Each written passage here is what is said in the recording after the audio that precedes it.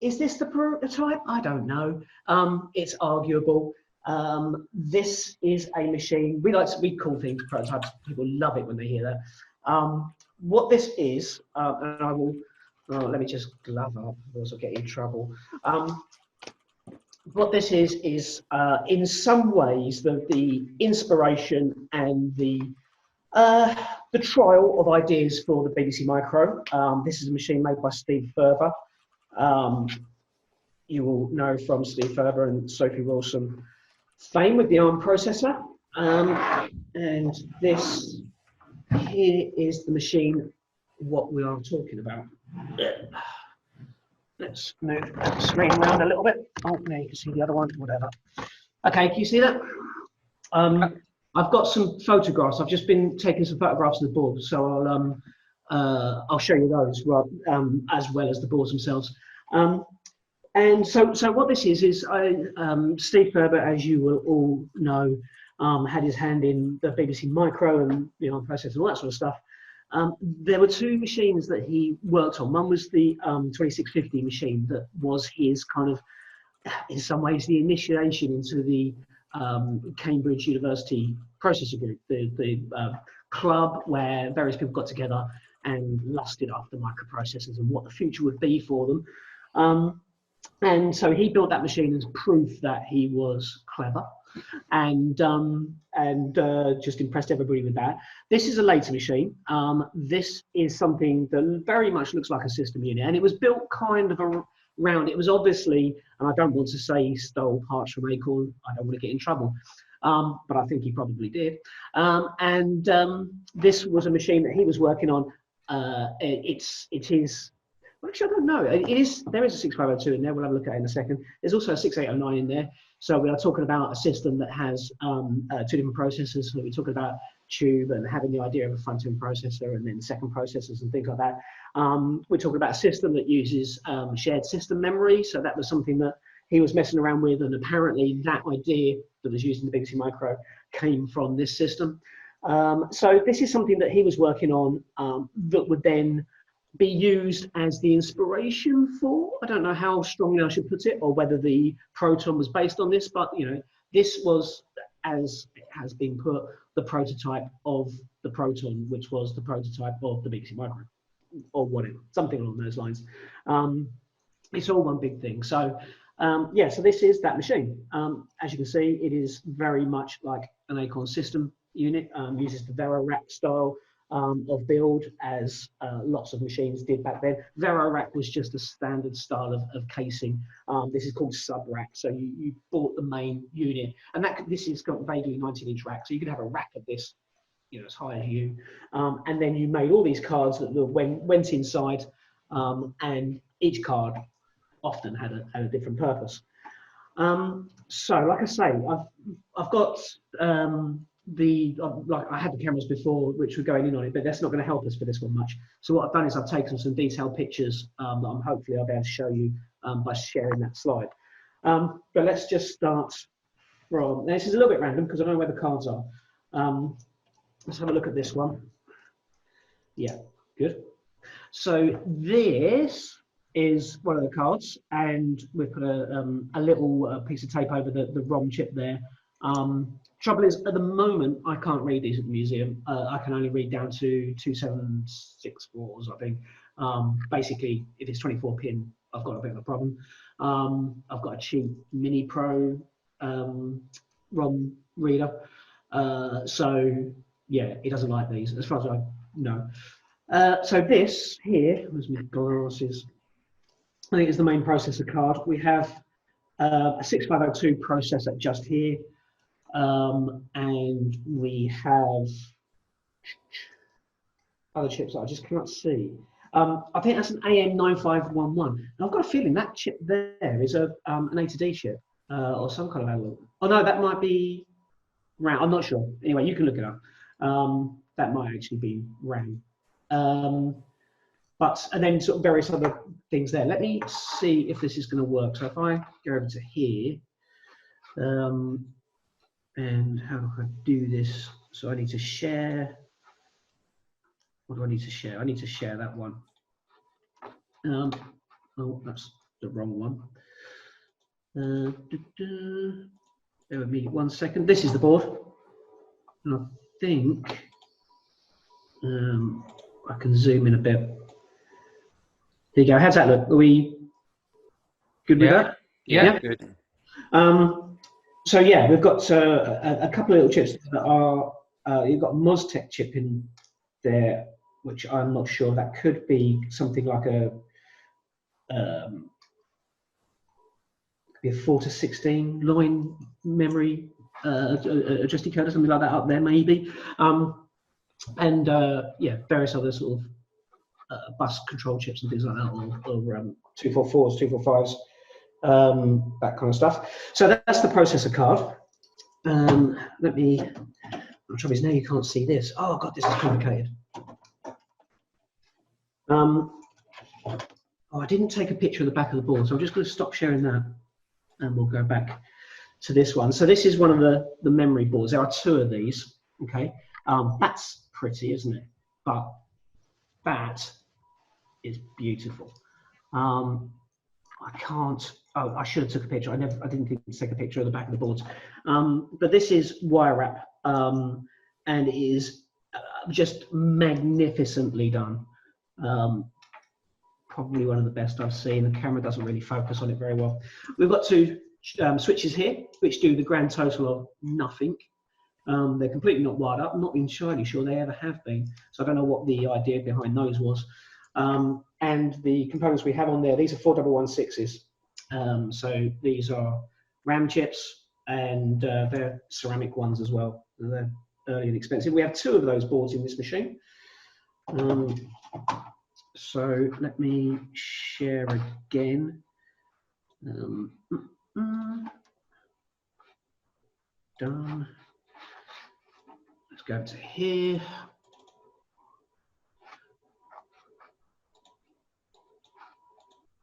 All right, so there you go. There's the there's one of those boards. See the components on it there. So no great shakes there. 4116s. That's the other one. It's identical. You can see the same kind of components on that one. And what we got. So this board is at the end of the machine. Oh, what am I doing? We have got. So we've got some standard logic on there as well. I'm going to take the actual board out and read it because I can't read the screen from the distance I'm at it. So that bottom Motorola chip looks like a 6845 thing. So this is video card, and we've got a connector on the top right there, which is probably vaguely or exactly a BBC Micro monitor output, and we've probably got composite video down on that BNC connector there. Again, we've got some sort of 745 bus transceivers, that's kind of stuff, 7400s, 74163s. Crystal at the top there for running the 6845. So that's the card for doing video, at least I assume. What else we got? So this is the board next to it. This is kind of interesting. I'll go away. So this has got a 6809 on it. It does have a BNC connector, so you'd think there's some kind of analog in or out or video or something, but it ain't even connected. So that's it. We haven't put a cover on this chip either. We probably didn't realize there was another one in there. So I need to get something over that chip, and also I need to get it red. So yeah, not sure what this one is, but it's a 6809, so it's another processor and all the supporting logic that goes around it. It's got two 2114s on it. These two chips here. I don't know if you can see my cursor or not. Anyway, to the right there are two 2114s there. If anybody has any questions, please do just shout though, because otherwise I'm just rambling. So that's that card. I'm not sure what that is. know what that was intended for. We have another card. What have I got next on the slides? Nope, that's got the speaker on. Right. So this is a henge card.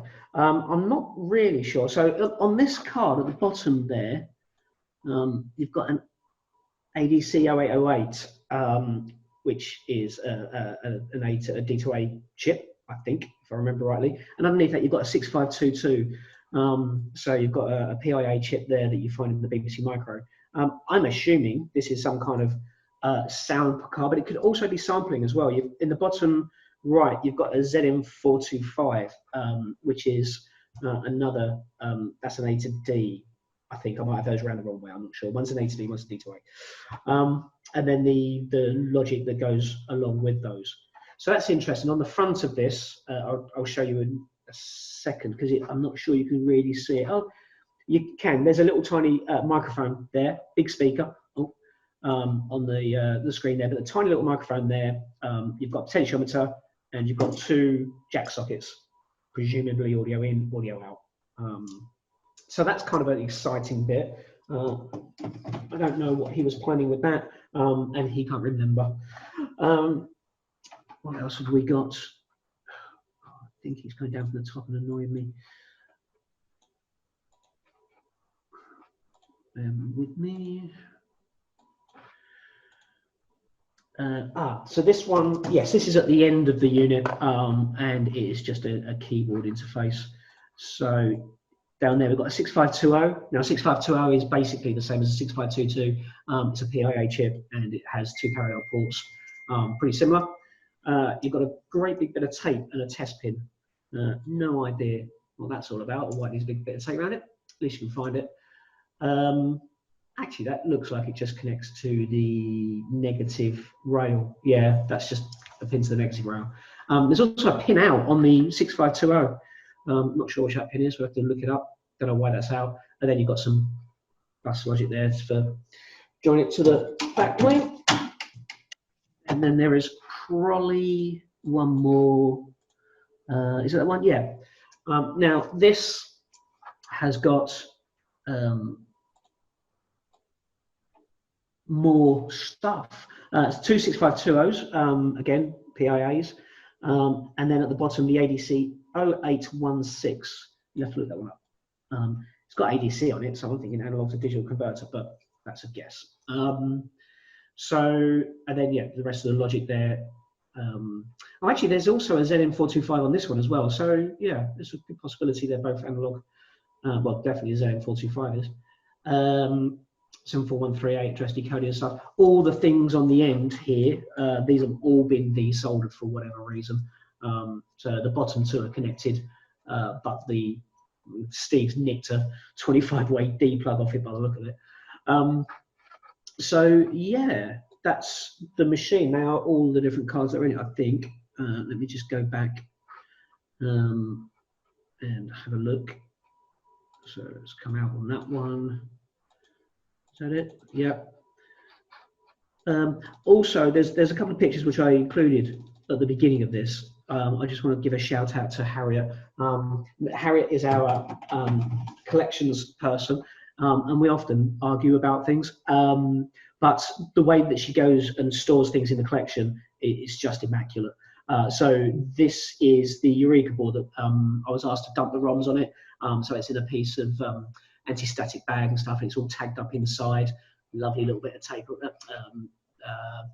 twine around it to make sure it all stays together.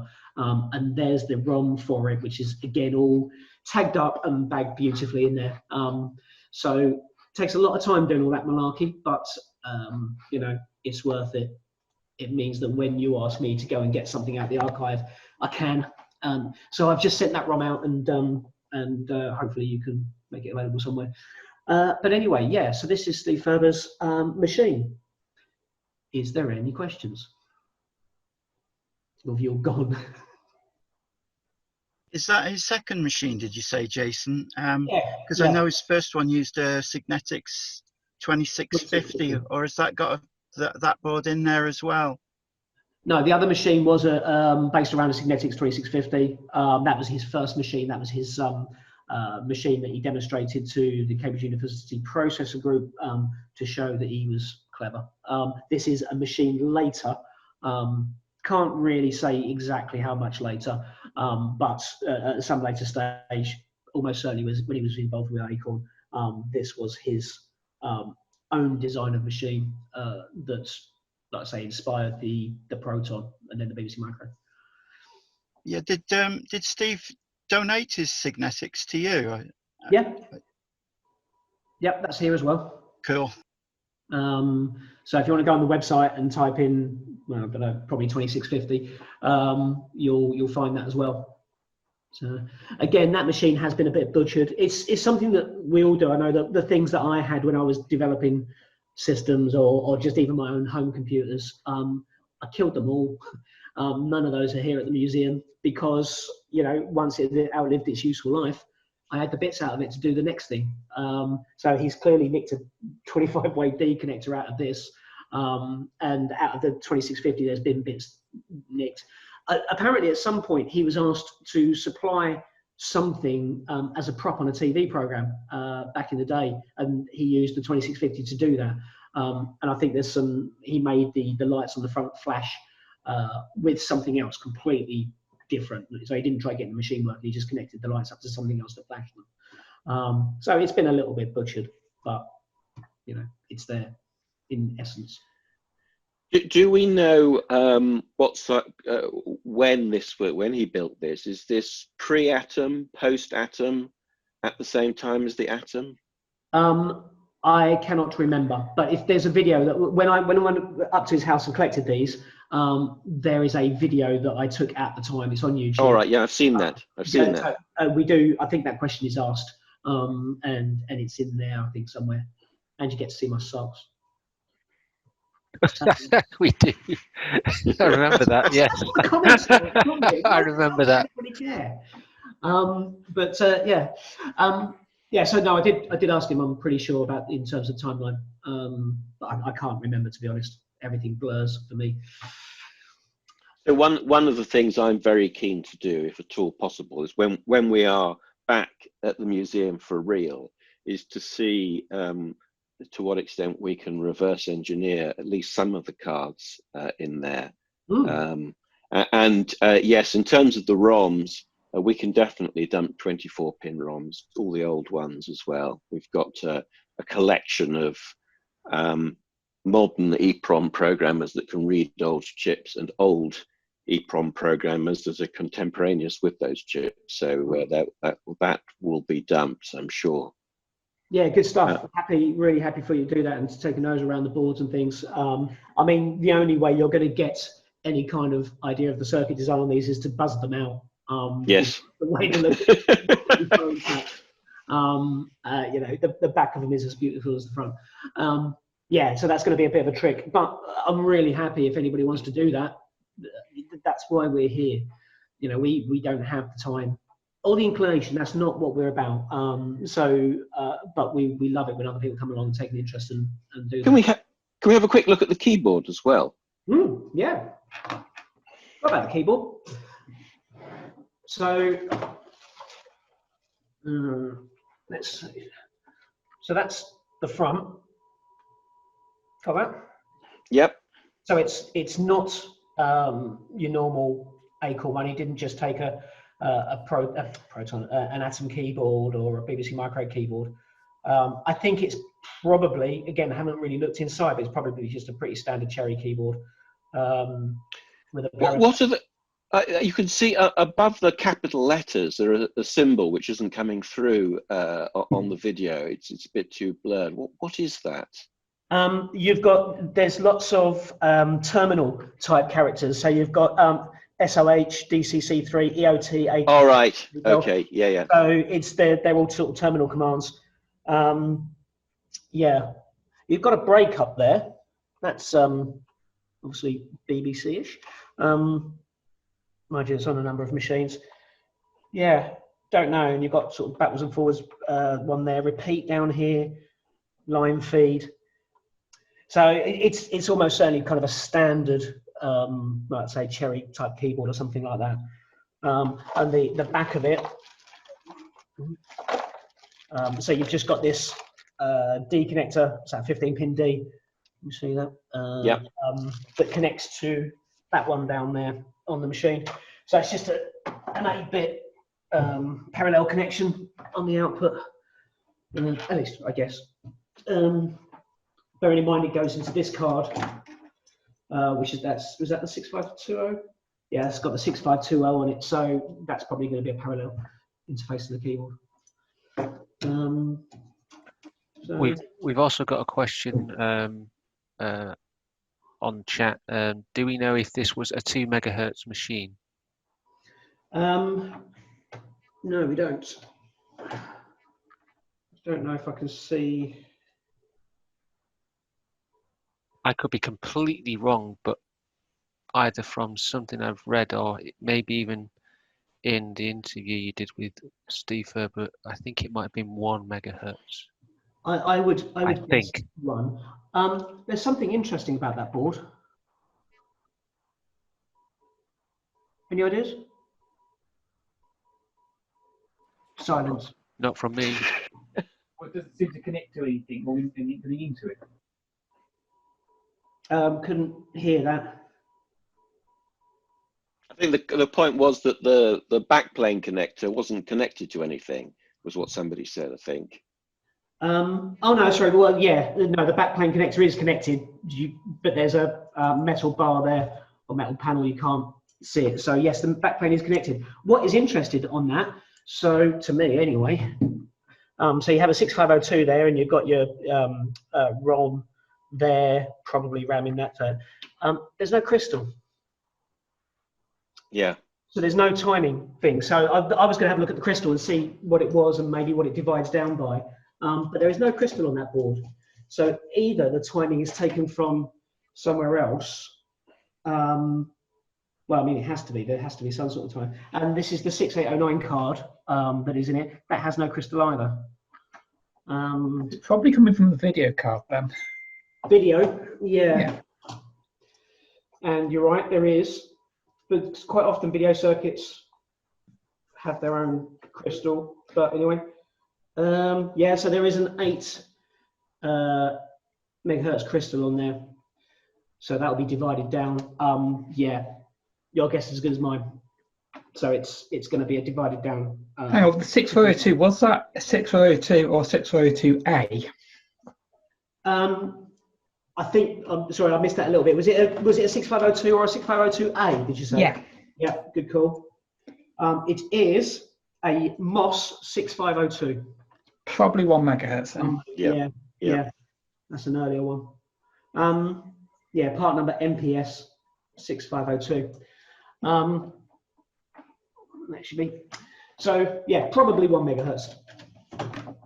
That isn't. Am I right in thinking one of those cards would have been a disk controller, seeing as there are floppy drives? You would be right in thinking that. I haven't seen anything like an 8271 or anything like that in there. So, oh, hang on. Oh, exciting. I didn't take out one of the boards. So yes, this one is almost certainly then the disk controller. Let's have a look. Also, the keyboard, the keys on it, if you didn't take the keyboard from an Atom, the keys, the characters on the keys look like BBC ones. So the 7, 8, 9 and 0, the shifted characters are same as a BBC, not an ordinary keyboard. Right. Right, so yeah. This is almost certainly the disk controller because it's not going to come out because there's a massive ribbon cable on it. So look at, let's see.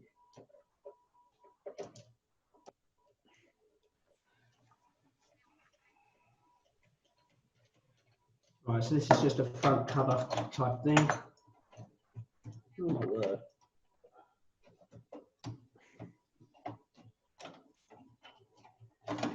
There you go. Right. So, glasses, when glasses.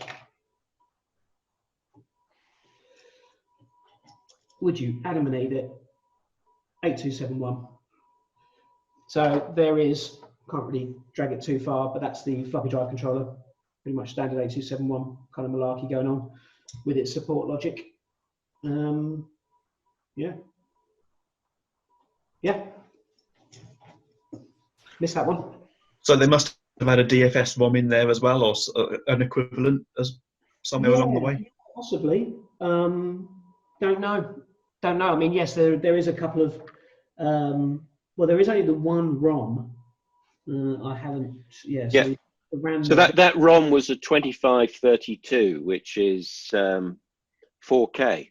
So that's not a lot. No. That's I saw on the picture it was clearly a 2532. So yeah, that's not a lot. Not a lot of ROM. No, it might have been some very rudimentary I/O for the disk drive. I don't know. Yeah, you could fit a disk bootstrap in that. Oh yes, yeah. Oh, it's doable, but not a great deal else. I wouldn't have thought. But yeah, it's interesting. I mean, if we buzzed out the boards and did everything carefully and made sure there was no obvious shorts and nothing that's going to kill itself, I'd be very much up for having a nose at it and plugging it in and seeing what happens. As long as we go through all the safety stuff first. Speaking of which, we have a question on chat, which is, does it still boot? No idea. Never tried it. Things like this are tricky. They should be checked thoroughly before you even turn the things on. It's just not worth plugging them in and seeing what happens. If it was a BBC Micro, yeah, I'd plug it in. We know the caps are going to go in the power supply, but let's see what happens. On something like this is the only one we've got. So if you're going to do that sort of thing, you need to go and check it out first and power it up carefully. And we haven't had the time to do that. You know, that's where you guys come in. And if anybody wants to do that and do it in the right way, then we're very happy to. Yeah, well, whilst I'm quite happy to try and reverse engineer it, I'm not going to turn it on. I'm not going to be responsible for that. So, you know, if you do it the right way, so if we check out the boards, make sure there's no obvious shorts, and you know, do everything as best you can do. If we go about that and do it right and turn it on and something happens, well, you know, it's you no further back than you were before, really. We take ROM images, we back up the things that we can. You know, you haven't really lost anything if something like that happened. And the most important thing about this machine is this and the story that goes with it. You know, that whether the board itself is working doesn't matter that much. It's knowing that whole process that Steve went through as he was sort of working on those early machines. So if this helps tell that story, then great. I'm completely up for having these things working, but it's not the be all and end all, not from our angle anyway. But I would be happy to power it up if we check the power supply out and, you know, check the caps and make sure there's no obvious shorts and things, and see what happens. I did ask Chris, I think, I asked Steve in the video, and he was kind of fairly, actually no, he might have been talking about the 2650. He was fairly sure it wouldn't work.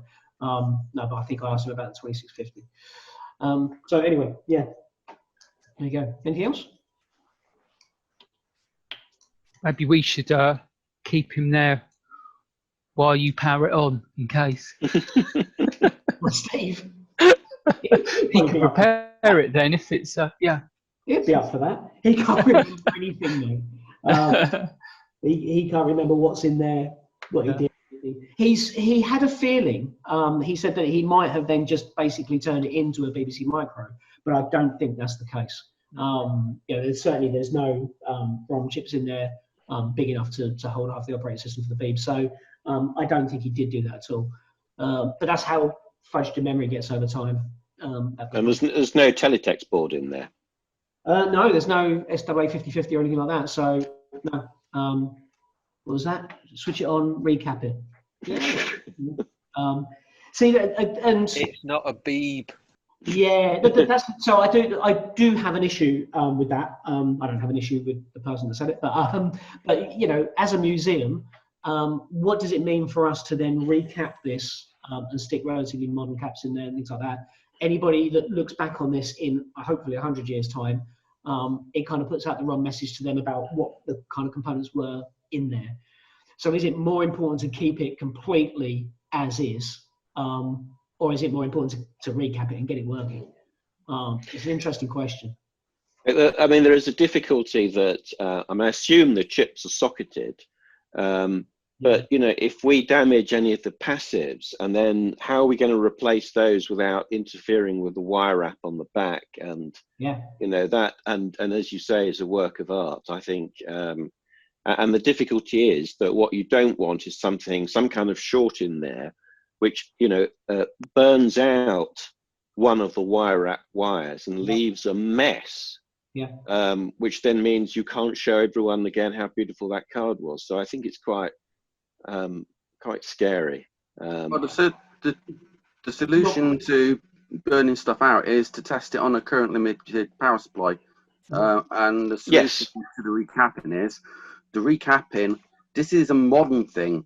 Back when that was built, capacitors were built for a much better standard in terms of lifespan. And I don't expect it's had a huge amount of use, unlike a production machine. So the caps, 1,000 hours is going to be quite a few years. Not necessarily, I mean, if they're not used, they don't degrade apart from the electrolytic insulation goes, which is another reason for using a current limited supply when power it on. So the electrolytic barrier inside the capacitor forms gently and not with a current surge. Yeah, I mean, that is kind of right. I think they do degrade, though, even if they're not used on certain components. But yeah, bringing it up on a current limited supply, exactly what I mean by bringing this up in the right way, you know, doing it carefully. So it's, I don't know, I'd have to think about this one. If I speak to other people here that are much more on the preservation side of things, because I'm kind of much more on the, you know, get it working kind of side of things. But on the preservation side, I think it's something we probably wouldn't even try, because actually, I don't know if there's that much to gain from having it working.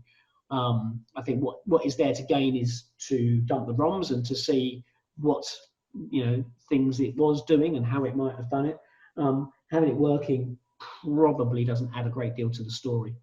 But anyway, yeah, it is unique. So we probably, in this particular case, would say, right, let's leave it. Like you say, if something was to happen with the wire wrap and it's short across, then yeah, unless you are doing it on something current limited, then it's end of days. But I don't know. It's an interesting subject. It's argued all the time here about preservation, just to have something in its original state, and then preservation in terms of preserving it working. It's kind of a different set of questions depending on what the item is. Something like this that's unique, probably leave it. There was a question and I missed it. I think the right decision is. You're muted. Can't hear you. I think the right decision is to leave it as it is and not try and get it working, because if it's only got 4K ROM in it, you're probably going to need a floppy disk, and I don't think we got one that's going to have any usable code on it. That might not be the case. We do have some of Steve's disks as well, so there might be something on those disks, assuming that you get to that point in time where the disks are still readable anyway. But yeah, that there might be a disk for it or something. We don't know. It would be a case of trying these things, but you know, I think it's probably nothing to gain. Somebody come up with emulation, put a message in saying emulate it, and I think that's probably the thing. Is dump the ROMs, have a nose at it through emulation.